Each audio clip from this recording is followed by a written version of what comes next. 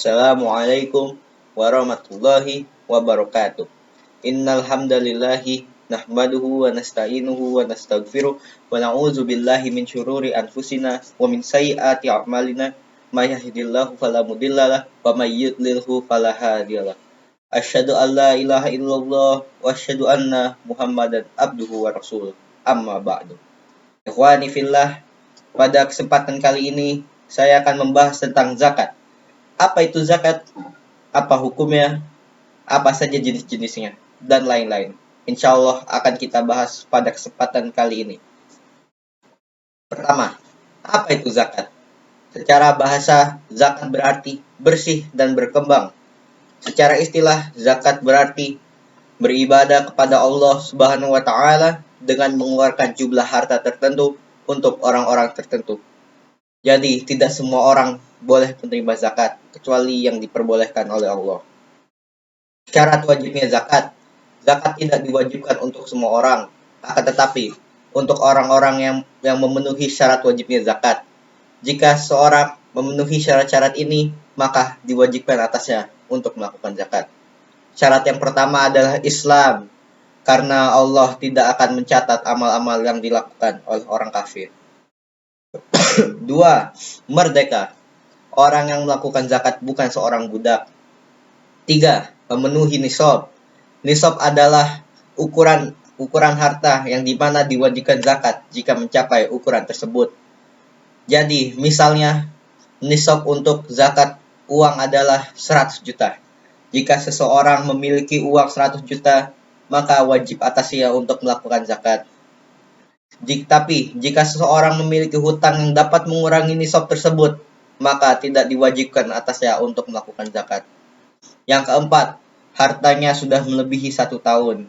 Ini dikecualikan untuk zakat hasil dari tanah, zakat anak binatang, dan zakat keuntungan dagang.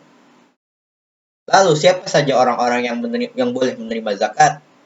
Hanya ada 8 golongan orang yang boleh menerima zakat. 1. Orang yang tidak memiliki apapun. 2. Orang-orang miskin. Orang-orang miskin adalah orang-orang yang hartanya tidak mencukupi kebutuhannya.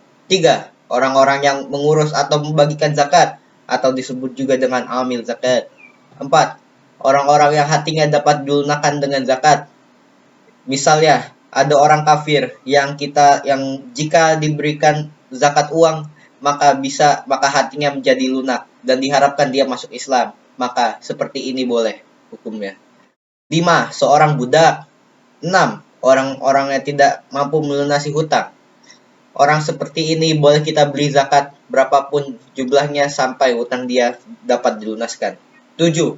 Orang-orang yang berjihad. 8. Orang yang sedang safar atau berpergian. Walaupun dia merupakan orang kaya atau orang miskin, dapat diberikan zakat hanya untuk mencukupi kebutuhannya. Harta yang wajib dizakatkan. Ada 4 jenis harta yang di mana di atasnya wajib untuk dizakatkan. Yang pertama adalah alat tukar menukar. Yang kedua, binatang ternak yang digembalakan. 3. Barang dari tanah. 4. Barang dagangan. Yang pertama adalah alat tukar menukar. Yang kita lihat di sini, nisab untuk berbagai jenis alat tukar menukar berbeda-berbeda. Yang pertama, untuk emas, nisabnya adalah 85 gram. Yang dimaksudkan di sini adalah jika seseorang memiliki emas lebih dari 85 gram, maka wajib baginya untuk menzakatkan sebagian dari emas tersebut.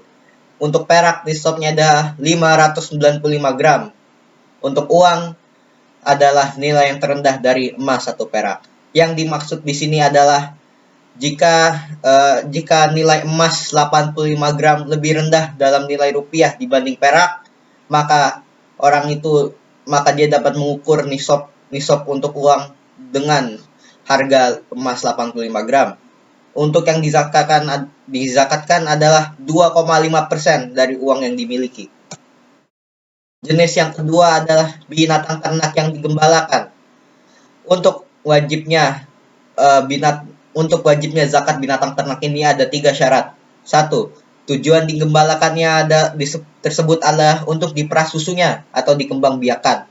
Misalnya jika dia mengembalakannya untuk dijual kembali, maka tidak wajib atasnya untuk melakukan zakat. Yang kedua, binatang tersebut digembalakan, bukan hanya disimpan dan hanya dikasih makan dan tidak digembalakan sama sekali.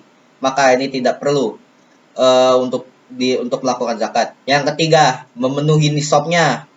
Untuk nisab unta, dia adalah 5 ekor. Untuk sapi, 30 ekor. Untuk kambing, 40 ekor. Hasil dari tanah. Untuk zakat yang ini, dia dibagi menjadi 4. 1. Tanaman dan buah-buahan. 2. Hasil dari tambang. 3. Madu. 4. Barang temuan atau dalam bahasa sekarang harta karun. Untuk nisab-nisabnya, untuk nisab tanaman dan buah-buahan adalah 5 wasok atau 612 kg. Untuk nisab barang tambangan, jika barang tambangan tersebut adalah emas dan perak, maka dapat mengikuti nisab sebelumnya dalam alat tukar menukar.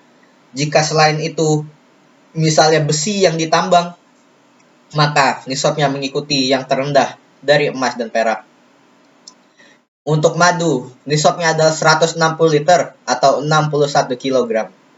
Untuk harta karun, dia tidak memiliki nisab.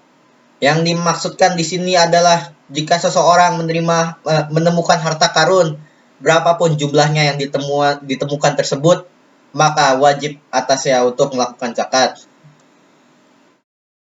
Yang keempat dan terakhir adalah zakat barang dagangan.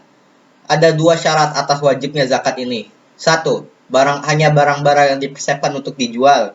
Jika seorang memiliki banyak barang yang hanya disimpan, belum dipersiapkan untuk dijual, maka dia tidak ikut dalam hitungan nisabnya. Kedua, memenuhi nisabnya. Untuk nisab ini adalah nilai terendah dari emas atau perak. Hadza minni syukran. Wassalamualaikum warahmatullahi wabarakatuh.